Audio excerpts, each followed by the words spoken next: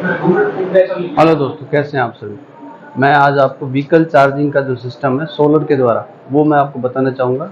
और उम्मीद करता हूँ इस वीडियो में आपको सोलर से जो चार्ज करने का सिस्टम है वो समझ में आ जाएगा। बहुत आसानी से ये समझा रखा है, और ये श्री प्लानी रिसर्च इंस्टीट्यूट जो है उसका बहुत बहुत धन्यवाद कि उन्होंने इस तरह का एक सिस्टम बनाया। और ये सिस्टम को मैं आपको समझाना चाहूँगा, मैं बताना चाहूँगा। इसमें बहुत आसान सिस्टम दिया हुआ है कि हम डायरेक्टली डीसी प्राप्त करेंगे और डीसी से ही अपने ई बैटरी, ई साइकिल या ई व्हीकल को चार्ज कर सकते हैं। और ये अलग अलग 4 या 5 मॉडल्स में बना रखे हैं। वन सर, तो ये 4 या 5 मॉडल में, तो 4-5 मॉडल में डेवलप किया है। तो इसी को solar PV based EV charge system, जैसा कि मैं हमेशा बताता रहता हूँ, व्हीकल चार्ज करने की एक सबसे बड़ी समस्या रहती है। तो श्री रिसर्च इंस्टीट्यूट ने व्हीकल चार्ज करने के लिए सोलर के द्वारा ये एक सिस्टम बनाया है, जिस सिस्टम को आप जहाँ पर पावर ग्रिड नहीं है, पावर सप्लाई नहीं है, वहाँ पर यूज़ करके आप इसको अपने व्हीकल को, अपने इलेक्ट्रिकल साइकिल को, अपने बाइक को आप चार्ज कर सकते हैं। तो ये एक अपने आप में सिस्टम है। दूसरा, इसमें मैं देख रहा हूँ, जहाँ तक मेरी जो समझ में आ रहा है, कि ये इसके लिए ज़रूरी नहीं पहले हम डीसी पावर को एसी में बनाएं और एसी के बाद में फिर हम वापस अपने व्हीकल को चार्ज करें। तो ये अब फैंटास्टिक बात ये है कि डायरेक्ट ही डीसी को सप्लाई देगा और सीधा सीधा चार्ज करेगा। तो this is a good thing. और इसके मैं स्पेसिफिकेशन बताऊंगी। इनपुट जैसे वोल्टेज बता रहा है, आउटपुट वोल्टेज बता रहा है, और ईवी चार्जिंग सिस्टम, तो ये 3 तरह की चीज़ों को चार्ज कर सकता है। 105, 120 और 135 वोल्टेज जो है उनको चार्ज कर सकता है। इसके अलावा और भी हैं, तो वो भी हम बना सकते हैं और देख सकते हैं। इस तरह से सोलर पैनल ट्री के रूप में लगा रखे और व्हीकल को ही चार्ज कर रहे हैं। तो ये एक फैंटास्टिक अपना है। तो ये देखिए फीचर्स जो बता रहे, फीचर प्लान्स, क्या क्या फीचर प्लान मतलब EV charge with the capacity charging of AC DC source, increasing power density of charging, pilot system for demonstration system. और इसके एप्लीकेशंस क्या क्या हैं चार्जिंग। देखिए यहाँ पे मेघेंद्र जी है, राठौर साहब है, इन सब का, और दूसरे रिसर्च से आए हैं वो लोग।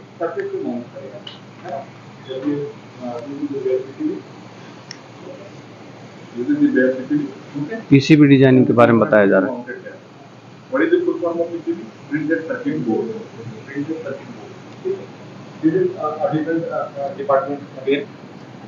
The engineers have to design the PCB as per the requirement.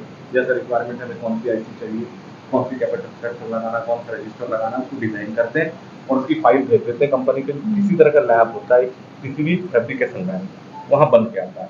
This board has 10 motherboard. एक छोटा डिजाइन है, उसको 10 कर लिए। क्यों 10 कर लिए? ताकि एक साथ में 10 बन के निकले। 20 भी कर सकते थे, है ना? ठीक है। तो और इसका काम क्या है? एक कंपोनेंट कभी भी पूरी सर्किट पूरा नहीं कर सकता है।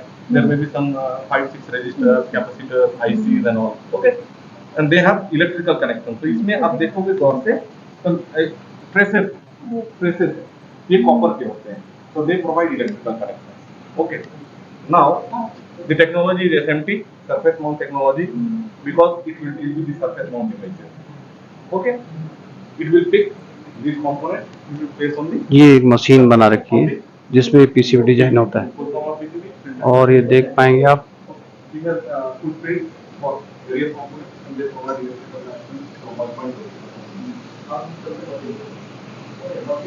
पीसीबी डिजाइन की फैब्रिकेशन की मशीन है ये।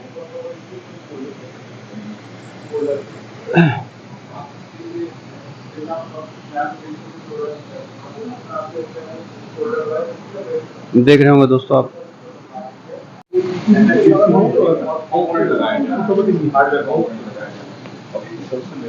हाँ, सब कुछ दो सब टेक्नो देखिए ऊपर। हाँ,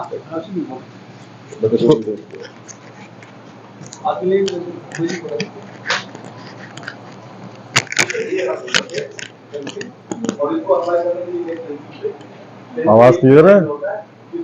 इधर मूव कर दे, जो टेक्नोलॉजी दिख जाएगी तो आप इधर खड़े हो जाएंगे तो ओके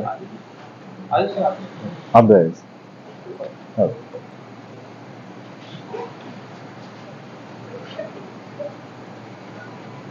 आज राष्ट्रीय प्रौद्योगिकी दिवस है, जिसके ऊपर यहाँ पर सारे बच्चे एकत्रित होकर कि प्रौद्योगिकी में और विज्ञान के क्षेत्र में भारत किस तरह से उन्नति कर सकता है और काम कर सकता है, तो उसके लिए हमने देखा है कि तकनीकी के बिना देश का विकास संभव नहीं है। यदि आज देश को विकसित होना है, चाहे वो अर्थव्यवस्था की दृष्टि से हो, चाहे वो चिकित्सा में हो, चाहे वो सैन्य क्षेत्र के अंदर हो, या किसी भी क्षेत्र के अंदर जहां तकनीकी का प्रयोग है, वहीं से राष्ट्र का निर्माण हो सकता है, वहीं से राष्ट्र विकसित हो सकता है।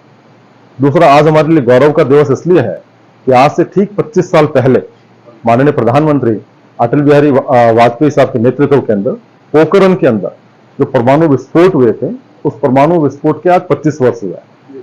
उसी महत्वता को दिखाने के लिए कि विज्ञान और प्रौद्योगिकी में काम करने वाले नागरिक किस तरह से राष्ट्र का निर्माण कर सकते हैं, उनकी महत्ता को जानने के लिए माननीय प्रधानमंत्री अटल बिहारी वाजपेयी साहब ने 1 साल बाद 11 मई 1999 को प्रौद्योगिकी दिवस के रूप में मनाने का निर्णय लिया।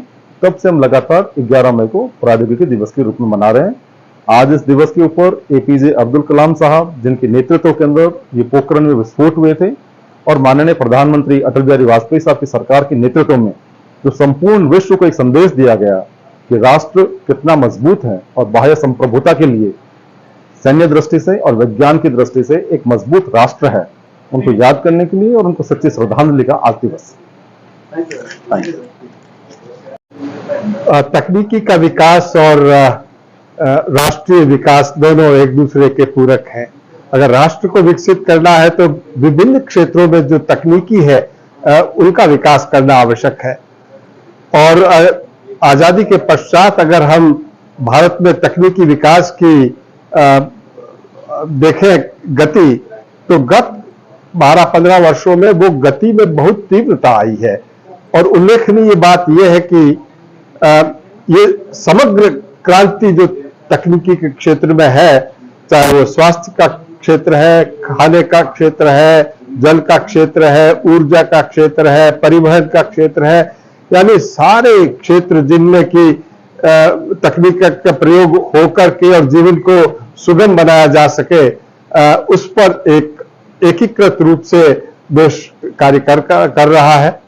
और इसमें विज्ञान और प्रौद्योगिकी मंत्रालय बहुत बड़ा रोल प्ले कर रहा है, जिसमें कि जो सीरी लेबोरेटरी है, ये भी जो राजस्थान में अवस्थित है, और जिस कैंपस में आज ये सारे विज्ञान भारती के सहयोग से जो बच्चे आए हैं और विभिन्न टेक्नोलॉजी से रूबरू हो रहे हैं, साक्षात्कार कर रहे हैं, ये बहुत बड़ी बात है।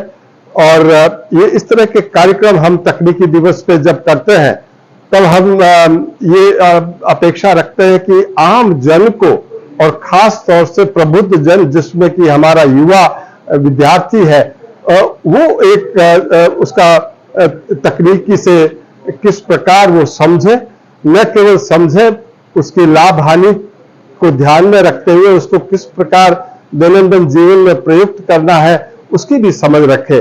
क्योंकि टेक्नोलॉजी अपने आप में एक वरदान तो है ही है, लेकिन अगर ठीक से काम नहीं ले तो उसको उसके कुछ नुकसान भी है। तो उसको भी जो है एक चेतना की आवश्यकता है। तो ये समग्र रूप से पूरे देश में भारत सरकार अलग अलग विभाग और विज्ञान भारती अपने सहयोग के साथ में इस प्रकार के आयोजन कर रही है। धन्यवाद। दोस्तों, ये सभी वक्ताओं ने अपने अपने विचार रखे, तो मैं उम्मीद करता हूँ आज का लोग आपको बहुत अच्छा लगेगा। और साहब लोगों ने बहुत अच्छा बताया सभी ने। और साइंस में तो विशेष रुचि हमारी हमेशा से रही है, और यहाँ आके तो बड़ा मजा ही आ गया, मतलब मुझे बहुत ही अच्छा लगा। Thank you very much. Thank you sir, thank you. तो मैं उम्मीद करता हूँ कि दोस्तों आज आपको मेरा ये ब्लॉग बहुत अच्छा लगा होगा। साथ ही साथ मैं ये भी बताना चाहता हूँ कि ये इस तरह का रिसर्च का जो काम है वो यहाँ श्री इंस्टीट्यूट में होता है। तो आप कभी भी यहाँ आएँ और रिसर्च के लिए टाइम लें आप, क्योंकि साइंटिस्ट और वैज्ञानिक जो हमारे जो देश के लिए कुछ नया कर रहे हैं, उनके पास समय नहीं होता, उस समय को ये निकाल के आपको कुछ बता पाएंगे। तो पीसीबी डिजाइनिंग के जो माइक्रो लेवल पे पीसीबी डिजाइन होती है, यानी जो मोबाइल्स में या किसी और चीज़ में, तो उस डिजाइनिंग के लिए सारा काम किया जाता है यहाँ पे। इसी उम्मीद के साथ कि आज आपको लोग पसंद आएगा। जय हिंद, जय भारत, जय राष्ट्र। Thank you very much.